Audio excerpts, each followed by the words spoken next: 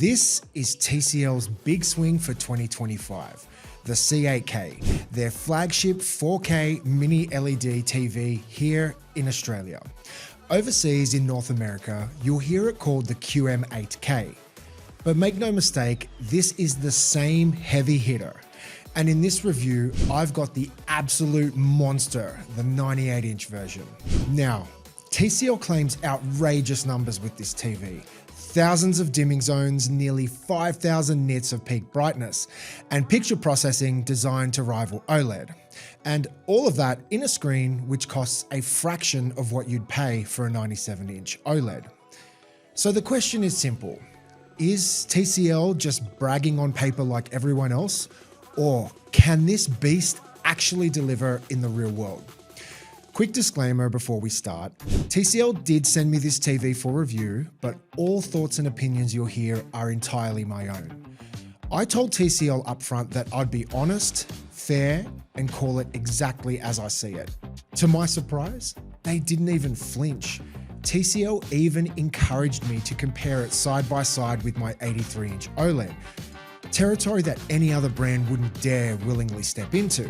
The confidence of their product really inspired me to dig deeper and produce this review. As I currently have the 2025 Hisense U7 QAU 100-inch TV, and I use multiple OLEDs as my daily, I felt I was perfectly positioned to perform a comparison between the best each brand and technology has to offer.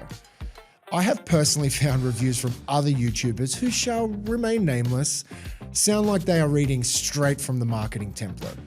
That's definitely not what I'll be doing here today. So let's jump in. Let's kick off with the specs because this is a flagship TV. We have 4K Ultra HD featuring a QD mini LED panel with Crisp Glow technology. I'll circle back around to that later. Almost 4,000 dimming zones in this 98-inch panel. Now TCL quotes around 4,500 to 5,000 nits peak brightness for the C8K. In terms of high dynamic range, TCL supports all the usual suspects: HDR10, 10+, Dolby Vision, and HLG. We have a refresh rate of 144 Hz, also with TCL's game accelerator pushing up to 288 Hz at 1080p for PC gamers. Gaming features include VRR, ALLM, and FreeSync Premium Pro.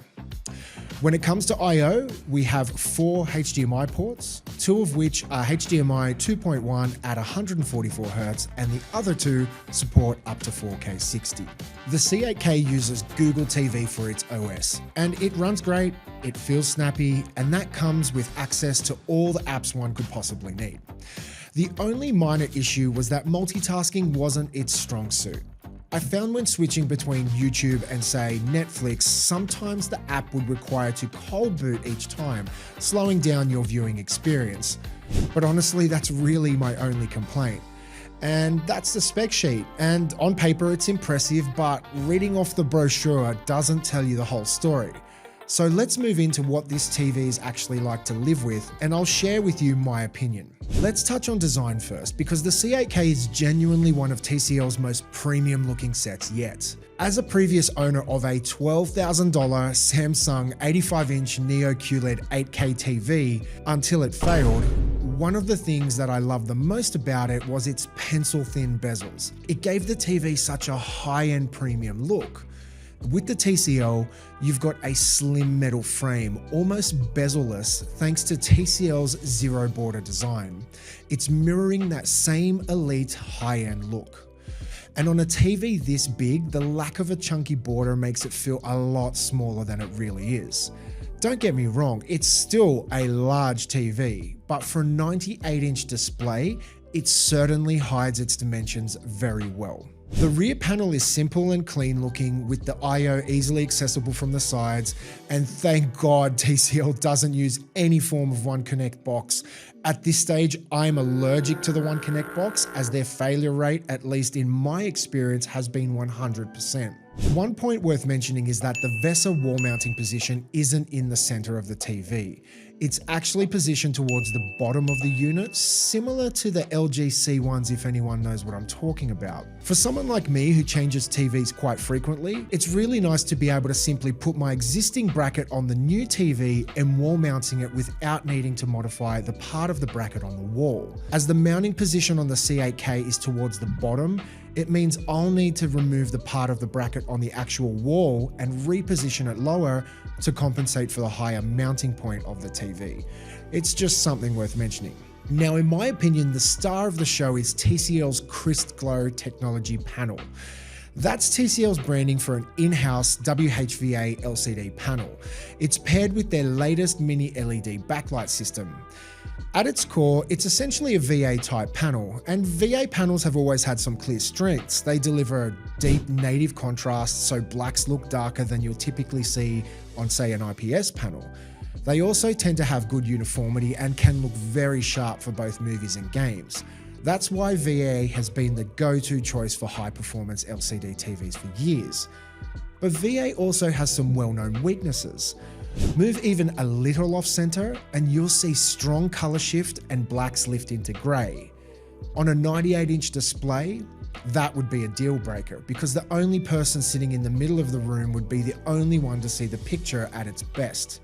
This is where TCL's WHVA design comes in.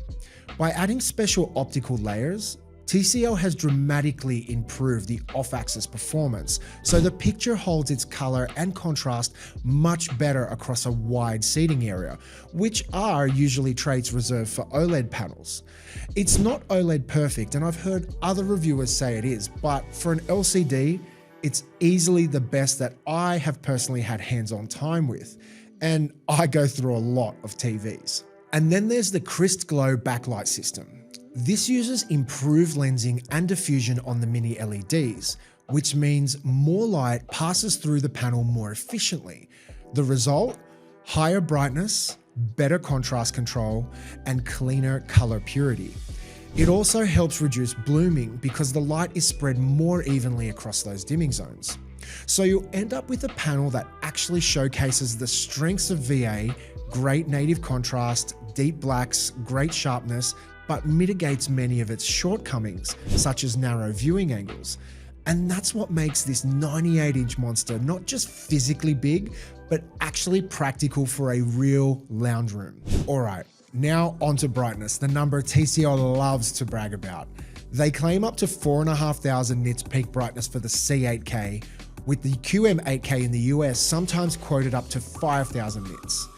Now, in independent testing, we have seen measurements around 3,000 to 3,500 nits in a sustained 10% window.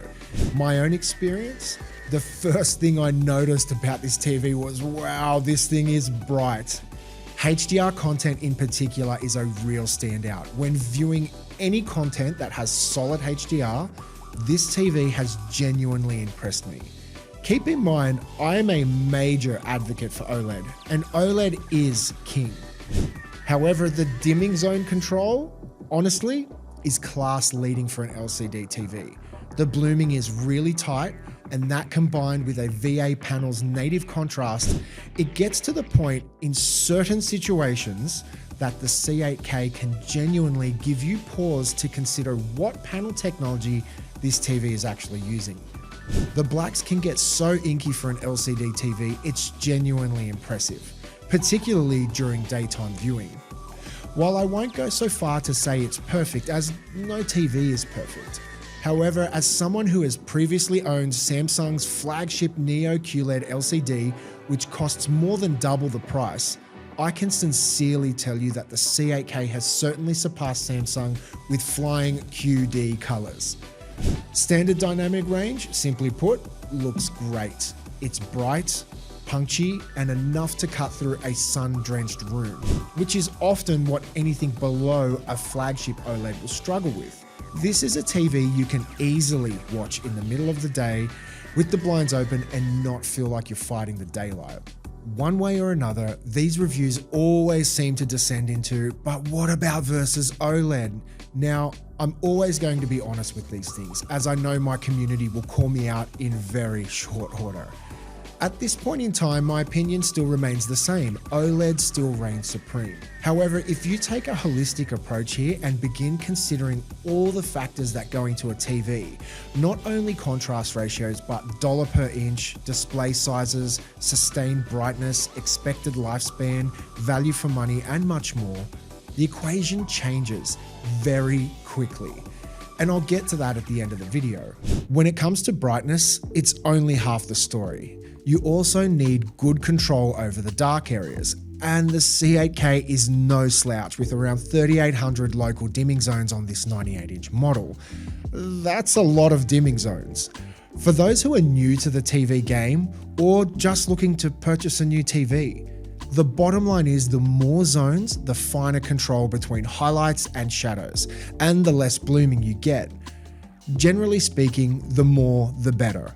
From my personal hands-on time, I can tell you subtitles look really crisp and white without major glowing halos around them, which is something most LCD TVs struggle with. Also, the TV manages to keep the black bars above and below content inky black. Dark movie scenes keep their depth, while bright highlights pierce through. Again, I'm not saying this TV is an OLED killer. It's not. What I will say, it's about as close as I've seen an LCD TV get to OLED in comparison to other LCD TVs, which is really impressive. I did notice some very mild vignetting at extreme edges of the panel when on full white screens. It's basically a little darkening around the perimeter of the border, but that's a trade-off you often see with ultra slim bezel designs. To be fair, I only noticed it when I was in my Xbox settings menu, so for real-world content, it's really a non-issue. And when it comes to dirty screen effect, or DSE, which is often notorious for large screen LCD panels, it was also minimal, so a big tick from me. When it comes to color and accuracy, TCL supports all the HDR formats here: HDR10, 10+, Dolby Vision, and color reproduction appears to be excellent. Now, out of the box, the picture modes tell a familiar story. Standard mode isn't my first choice, but it's a bit inaccurate, too cool, too blue. Movie mode, better accuracy, but brightness is capped fairly low. Filmmaker mode, which is generally the most accurate picture mode for most modern TVs regardless of brand, it offers a more natural color and a warmer white point, though still dimmed by default, but with a few minor setting adjustments, you can easily get it to go radioactive bright if that's your thing. If you're comfortable tweaking a few settings, I'd recommend disabling all eco features and raising the backlight for SDR and HDR. Also, in HDR mode, spend some time adjusting the local dimming and peak luminance settings to your personal preferences. Viewing angles are a big deal on a screen this size. Thanks to the Crisp Glow WHVA panel, color and contrast stay consistent much further off center than you would normally expect from a VA LCD. At extreme angles, yes, it will still show some color shift, and in its defense, I had to go looking for it. But compared to older TCLs and most modern LCDs, it is a major improvement. In a wide lounge room with families spread out, everyone gets the good seat. For gamers, particularly console gamers, this is where I really dig deep. The C8K supports everything a modern console could ask of it. Every feature will be available and accessible provided you use the correct 2.1 cable and only available on HDMI ports 1 and 2. For someone like me, that is a little disappointing as I have 3 HDMI 2.1 source devices, a PS5, a Series X, and a Switch 2. Also considering that one of the 2.1 ports is the eARC port, meaning if you intend to connect any external soundbar or receiver, you had better make sure it has additional 2.1 ports or you're stuck with a single HDMI 2.1 input. In my humble opinion, 4 HDMI 2.1 ports should be standard on all modern TVs. LG has been doing it since 2019 with their C9, and it may not matter to you now, but 4 2.1 ports future-proofs your TV for any expansion in the future. The C8K supports 4K at 144Hz, and with Game Accelerator, it can push up to a mind-blowing 288Hz at 1080p. If you combine that with VRR, ALLM, and FreeSync Premium Pro, this TV is an extremely capable gaming TV. As most of the TVs in my home are OLEDs, one of my major issues with LCD TVs is pixel smearing or pixel response times. It happens because LCD pixels take longer to change color compared to OLED. So in fast scenes, you'll notice a faint blur or a smearing effect behind moving objects. While the issue is essentially inherent with any LCD TV, I will say, compared to my current Hisense U7Q 100-inch, this TV is a major step above. The input lag feels minimal and the entire gaming experience was among the best in the LCD category. That paired with a 98-inch display, the immersion is really a wonderful experience that must be seen. Audio here is tuned by Bang & Olufsen. Normally, I'm the first person to poke fun at the built-in speakers, but the honest truth is the built-in speakers are surprisingly capable, with more depth than I expected out of a slim frame. I started off by loading up Call of Duty Modern Warfare 2019 on my Xbox and cranking the volume to 60, and I let it rip. Truth be told, I am a big advocate for having a soundbar as a bare minimum on any TV, and I still stand by that today. The TV speakers, while still not comparable to any mid to high range soundbar, would certainly be among the best, if not the best, that I've experienced from any TV that I own. That being a Samsung, LG, Hisense, and so on. It would be prudent if you're purchasing a 98-inch screen to pair it with a decent soundbar or surround setup. The picture is just so immersive and cinematic, you want the sound to match. As for the smart side, I mentioned earlier it runs Google TV. Setup is simple, especially if you're already in the Google ecosystem and all the major apps you could want here. Navigation is smooth and responsive, so nothing to complain about. Personally, I live in Apple TV land. I find Apple TV to be the best TV streamer. It's powerful, great at multitasking, and has a straightforward interface. And one of my favorite features is the One Home screen, meaning any changes that I make on one TV will be reflected on all the other Apple TVs. Also, the fact that regardless of what brand of TV I'm using, the remote and the interface is consistent around the house, meaning my family doesn't need to learn how to use a new TV and a new remote every time they turn it on. Now, no TV is perfect, and the C8K has a couple of quirks worth mentioning. As you push the brightness higher, color accuracy can shift, whites get a little cooler, and colors can skew. Now, that's not unusual for an LCD TV running this bright, but it is something to be aware of. I did mention previously that there is mild vignetting around the border of the TV, but again, in real-world usage, it's really not an issue. I personally found in game mode, moving from bright to dark scenes, there was a slight delay from the backlight in getting the dark areas to show. I did spend quite some time messing around with the settings and I couldn't find a way to resolve it.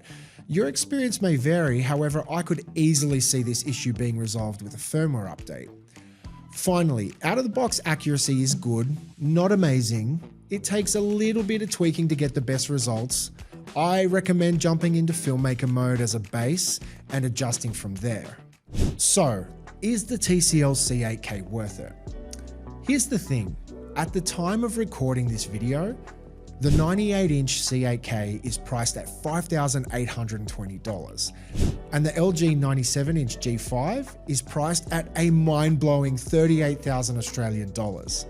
Now I know, I get it, it's an OLED, but the C8K is approximately 1/5 of the price of the G5, and the G5 at 97 inches doesn't even include its new flagship RGB tandem OLED stack.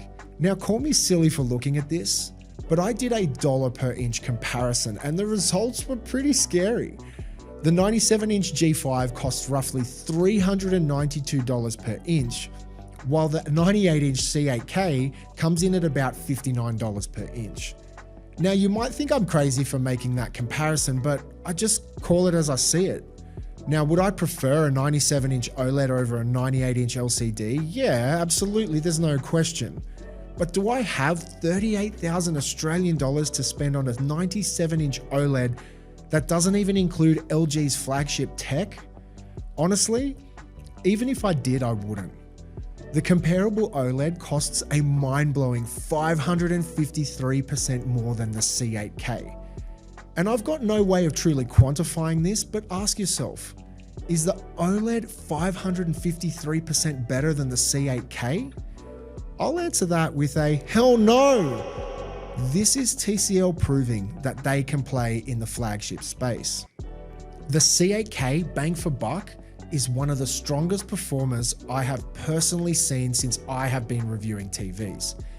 It's mind-blowingly bright, the contrast is there, and let me tell you, if they can continue to improve on this year over year, it's not long before they can truly rival OLED. Now they aren't there yet, but damn, they are here.